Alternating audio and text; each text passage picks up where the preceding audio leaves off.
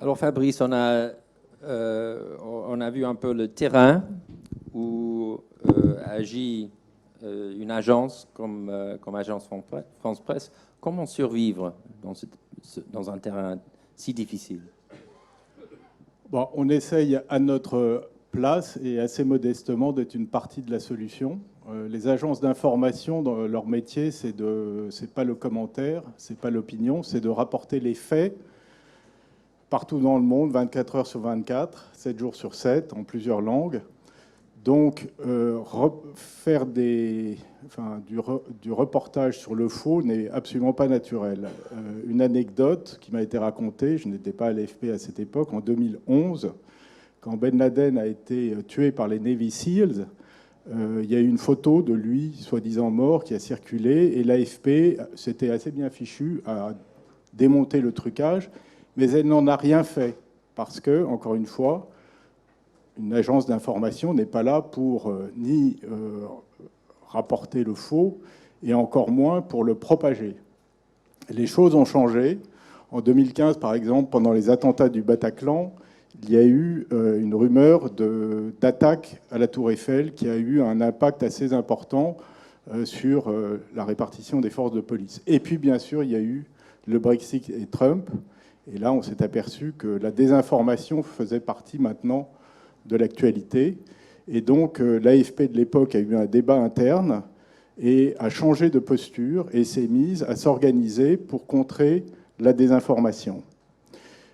Mathieu disait à juste titre, il faut que les médias traditionnels, mainstream, comme à l'évidence l'AFP, collaborent avec les plateformes. C'est ce que nous avons fait, non pas sous l'angle d'un partenariat, mais d'une relation commerciale avec Facebook en particulier. Et nous avons, depuis l'année dernière, monté une équipe d'experts du fact-checking. Nous en avons maintenant qui fait de nous, je pense, l'institution la plus présente mondialement, la plus costaud en la matière. Donc nous avons 40 experts qui ne font que ça dans 25 pays et qui font du fact-checking. Et en l'espèce, Facebook nous achète du contenu. Ça a une forme d'efficacité. Heureusement, c'est évidemment une petite partie de la solution du problème. On voit ça avec beaucoup de modestie. On fait notre part. Je pense qu'il faut aller au-delà. On va continuer évidemment de couvrir cela. On s'étend à d'autres pays. On devient plus efficace. On bénéficie d'une chose qui est formidable, qui est l'effet d'échelle. Après, on travaille sur d'autres actions. On est en train de développer un logiciel avec d'autres partenaires, naturellement, parce qu'on n'est pas une SS2I, qui nous permettra, on l'espère, de remonter à la source de la fausse information et de dévoiler les mécanismes de propagation de la fausse nouvelle. Ensuite, il faut à l'évidence que nos journalistes fassent le suivi des fact-checks. Je veux dire par là que le fact-checking en soi ne suffit pas, n'est pas suffisamment efficace.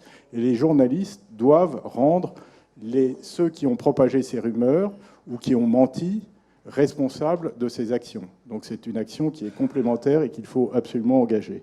Donc, en résumé, un changement de posture d'une agence comme l'AFP. Naturellement, beaucoup de médias nationaux font ça partout dans le monde. Il y a à peu près 200 organisations de fact-checking. Donc les médias prennent leur part dans ce débat à leur place. Ce n'est ni une goutte d'eau dans l'océan complètement, parce que je pense qu'on a une vraie action. Ce n'est pas non plus suffisant en soi. Et je suis d'accord avec l'observation de Mathieu qu'on voit maintenant les plateformes s'ouvrir bien davantage aux groupes médias, souhaitent leur collaboration. Alors, comme l'a dit Mathieu, c'est effectivement parce qu'ils ont capté l'essentiel de la valeur, notamment de la publicité numérique, ils peuvent se le permettre. Je pense aussi que plus fondamentalement, ils ont besoin de nous. Ces plateformes sont peuplées de spécialistes de la donnée. Ce ne sont pas du tout des spécialistes de la news. Ils ont besoin de nous. Quand nous discutons avec Facebook, nous n'avons jamais aucune discussion éditoriale. Nous avons des discussions sur la technologie, sur la manière d'améliorer la visibilité des fact-checks et de leur impact. Nous n'avons jamais aucune discussion éditoriale parce que c'est notre boulot, ils le respectent. Donc je pense qu'en effet, les choses sont en train un peu de bouger. J'espère que je ne suis pas naïf en disant ça. Les plateformes commencent à considérer que nous pouvons qu'elles ont besoin de nous Et ce que nous faisons avec Facebook, nous espérons pouvoir le faire demain avec YouTube, Twitter, peut-être Google s'ils s'y prêtent. J'ai l'impression que les agences comme Agence France Presse, Reuters, des autres, ne souffrent pas tellement ou autant du problème de perte de confiance que les autres médias, peut-être. Est-ce que c'est vrai?